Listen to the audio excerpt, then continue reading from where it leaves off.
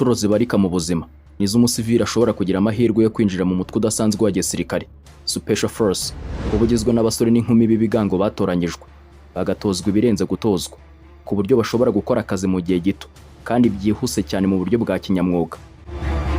Special Force Elite Commandos boherezwa kuri za operasiyo zihariye zikakaye kurusha izindi aho bikomeye. Muri make bajya hari haduyi wigize kandari, wigometse, wigize kabushungwe ku gikopo ku mirongo y'urugamba. Hano ngiye kugusogongeza ku buhanga ubunararibonye ubwenge bidasanzwe bw'ingabo zihariye za Rwanda Special Forces (COF) ziva mu zidasanzwe za Rwanda Defense Force (RDF). Naho ngiye nk'ibisanzwe mbahaye ikaze nitwe Imfura Chris. Stay tuned.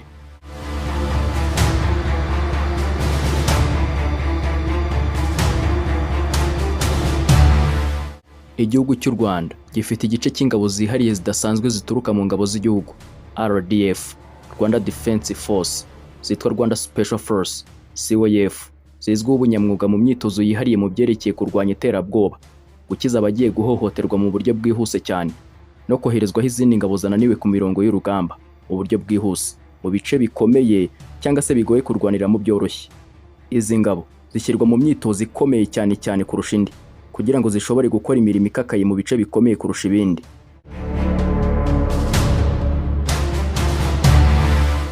Gusa hano abajya mu ngabo zihariye za Rwanda Special Force batoranywa mu bandi basirikare basanzwe, ariko bagendeye ku bintu byinshi birimo ubushobozi bwa buri umwe, yaba mu mirwanire, ubumenyi yihariye cyangwa se mu gutanga amabwiriza. Nyuma yo gutoranywa muri bo barongera bakoherezwa mu mahugurwa y'imyitozo ihagije imara amezi 6, umwaka cyangwa se imyaka 2 bitewe n'aho bakenewe kuzakorera akazi kabo ka buri munsi. Kenshi iyo boherejwe mu kazi muri za operasiyo zihariye Special Operations bakunda gukorera mu matsinda y'abantu bake ku buryo nk'abasirikare 600 bonyine gusa bashobora gukwira umujyi wose mu kanya gato nk'ako guhumbya, kandi mu buryo bwateguranywe ubuhanga kandi bwapanzwe neza cyane. Iyi Rwanda Special Forces ifite ubuhanga buhanitse budasanzwe burenze kuri imyitozo isanzwe y'ingabo. Ni abasirikare bigishwa gukora ibintu bikomeye mu buryo bw'igitangaza, irimo ikorwa mu muvuduko mwinshi, aho bashobora gusohora umwanzi mu nyubako cyangwa se kumutwara mu buryo bwizewe batabangamiye abasivile bari aho hafi. Ni ingabo kandi ziri ku rwego rwo hejuru, aho bamenye kurasa bakoresheje imbunda z'indebakure mu buryo bwa sniper operations budasanzwe. Aba kandi bakenerwa aho bakora ubutabazi bwihuse bakoresheje indege z'intambara ndetse no gusimbuka mu mitaka ya parachute mu buryo budasanzwe.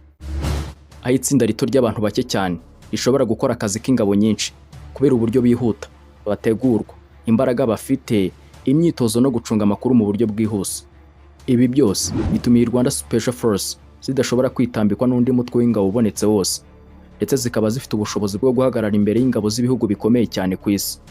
Abasirikare bo muri uyu mutwe nibi igisirikare cya Leta Zunze Ubumwe za Amerika US Special Operations Force cyohereza muri Afghanistan, Iraq, Syria na Colombia, ndetse cyohereje no mu ntambara ya Vietnam kuva mu mwaka w'1960 kugeza mu w'1975, ndetse boherezwa no muri Aziya y'Amajyepfo y'Uburasirazuba, Southeast Asia, kuri operasiyo yitwaga White Star, yari misiyo yihariye y'ingabo za Amerika US Special Forces yabereye mu gihugu cya Laos ari mu ntangiriro z'1960, ndetse banahugura n'ingabo zaho n'abaturage kavukire, ndetse bahangana bikomeye n'abigize ibinani n'intagondwa. Mu nyemerere hano mbinjiza ahabereye imyitozo y'irushanwa mpuzamahanga kurusha indi benshi bita y'urupfu, ku hantu bita Death Zone cyangwa se Danger Zone, aho igihugu cy'u Rwanda by'umwihariko itsinda ry'ingabo z'u Rwanda Rwanda Special Operations Force bararyitabiriye. Ni irushanwa ryabaye muri Nzeri muri 2024 ndetse no kwakira umwaka wa 2025.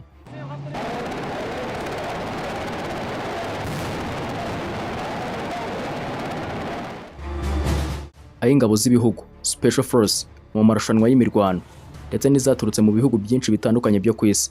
Hano hitabiriye ibihugu bikomeye birimo nka Leta Zunze Ubumwe za Amerika, Ubwongereza ndetse n'ibindi. Aho ingabo z'u Rwanda Special Operations Force yari mu kibuga cy'ahaberaga imirwano karundura ko hitwa Kasotsi cyangwa se King Abdallah II Special Operations Training Center mu gihugu cya Jordan giherereye mu karere ka Middle East, akarere ka Aziya yo hagati y'Uburasirazuba n'ubundi ku mugabane wa Aziya. Umva hano ubuhanga budasanzwe bw'ingabo z'u Rwanda muri Jordan, aho Amerika yari yohereje ababo nka Tourist Police Department Special Operations Team ni itsinda rikomeye muri Leta Zunze Ubumwe za Amerika.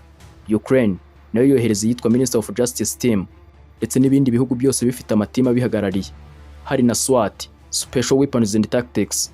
Hari ingabo zikomeye nk'ibisanzwe. U Rwanda narwo ntirwatanzwe kuko rwari rufite Special Operations Force Team 1 ndetse na Team 2. Rero bakoze amahugurwa y'imirwano ku matsinda y'ibihugu byose, yaba mu kurasa ku gipimo neza, kwiruka, kwihisha umwanzi, byose u Rwanda rwabikoze neza. Nyuma yaho baje kubaha ibihembo nk'ingabo zihariye zakoze neza kurusha izindi. Ubundi iki kigo cy'imyitozo n'imirwano ni ikigo cyanditse amateka akomeye. King Abdallah II Special Operations Training Center yubatswe kandi iyoborwa n'ubufatanye bwa Leta ya Jordan mu izina ry'umwami Abdallah II wa kabiri muri 2009.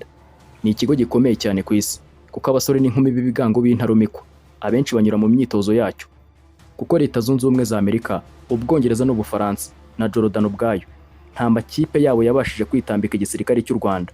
Special Operations Force guturuka muri Afurika yakoze ibintu bitari bisanzwe, niyo team yabashije guca agahigo, kuko Special Operations Force Team 1 y'igihugu cy'u Rwanda niyo yabaye ya mbere, ikurikirwa na Special Force ya Jordan.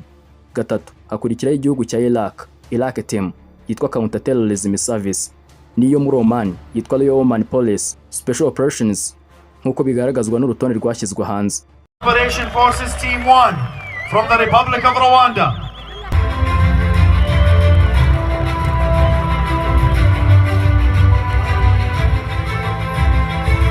Gusa ukomeje kureba muri top 20 ntabwo uzigera ubona Leta Zunze Ubumwe za Amerika, ariko Team 2 y'u Rwanda yabaye iya 19 n'ubundi muri aya marushanwa. Amarushanwa ya Annual Warrior Competition yabaye ari ku nshuro ya 14. Gusanga ingabo z'u Rwanda bigishijwe imirwanire igezweho mu gukoresha drone, amarobo, ari byo biri kurwana intambara zo muri iki gihe. Gusa mu by'ukuri amakuru asohoka y'intonde z'ibisirikare bikomeye mu binyamakuru usanga kenshi u Rwanda badakunze kurushyira ku rutonde rw'ibihugu bikomeye mu bya gisirikare muri Afurika, ariko mu by'ukuri ibyandikwa se byo bigaragara. Gusa nyuma y'ubwo buhanga, ubumenyi, imyitozo, amahugurwa adasanzwe ndetse n'ibindi, yahawe izi ngabo za Rwanda Special Forces zigizwe n'ingabo zatoranyijwe neza, bagahabwa imyitozo idasanzwe kugira ngo bakore ibikorwa bigoye mu buryo butagereranywa. Nibo boherejwe mu kazi gakomeye muri Central Afrique ku ya 20 Ukuboza mu mwaka wa 2020. Abasirikare bakigera mu mujyi wa Bangui bahise bajya mu kazi ako kanya nta byo gutegereza indi myiteguro. Byihuse bamwe bahise bajya mu mujyi wa Bangui, abandi bahita bagota bazengurutse inkengero zawo hafi y'umupaka wa Chad,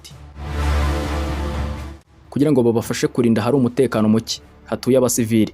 Bari mu bihe by'umutekano muke kubera imitwe yitwaje intwaro yari yarahateje umutekano muke, ndetse barinda n'uduce twaho amatora rusange yabereye ariko tariki ya 27 Ukuboza mu mwaka wa 2020. Hana baza amateka ya gisirikare bavuga ko aba boherezwa mu gace kazwi nka danger zone cyangwa se death zone, mu gace k'urupfu kurusha utundi, kuko iyo ugiye guhura n'abasirikare nk'aba utekereza kabiri. Ntabwo ari nk'aba bandi babona umwanzi bamereye nabi ku mirongo y'urugamba maze bagakwira imishwaro. Aba niyo wabasukaho urufaya rw'amasasu, barakomeza bataka haduyi, ntabwo basubira inyuma. Izi ngabo za Special Forces z'u Rwanda zikigera i Bangui zahise zijyaho bita Bimbo. Muri iryo joro abambere bahise batangira gufata ibirindiro mu bice bitandukanye by'umujyi wa Bangui. Muri make izi ngabo zifite inshingano zikomeye zo gucunga umutekano mu gihugu imbere muri za operasiyo zikomeye, ndetse naho bikenewe byihuse mu butumwa bw'amahoro nka Central Afrique n'ahandi, byaba na ngombwa zigakora akazi nk'uko umugaba w'ikirenga yabivuze. Iyi Rwanda Special Operations Force si abasirikare basanzwe nk'ukuri kubitekereza, ahubwo ni Special Force, ingabo zihariye zifite ubushobozi n'ubuhanga, ubunararibonye buhambaye. Baba biteguye gukora imirimo ikomeye mu buryo bwihuse kandi kinyamwuga aho abandi basirikare bananiwe. Ibi ni ibyerekana ko u Rwanda rufite ingabo z'intyoza zishobora guhagarara imbere y'isi yose mu myitozo, mu bikorwa byihariye ndetse no mu kurinda amahoro mu bice bikomeye by'isi. Hano ndabashimira kuba mwanyumvise kugeza ku musozo w'iki cyegeranyo. Ese umaze kumva ubuhanga n'ubunararibonye bw'ingabo zidasanzwe zihariye z'u Rwanda? Utanze igitekerezo cye, ishyiraho hasi muri comment. Kandi niba mwakunze ibyo nkora, ibuke gukanda like kandi ntibagirwe gukora subscribe. Naho ngiye wumvaga nitwa Imfura Chris. Sawa, murakoze, naho ubutaha.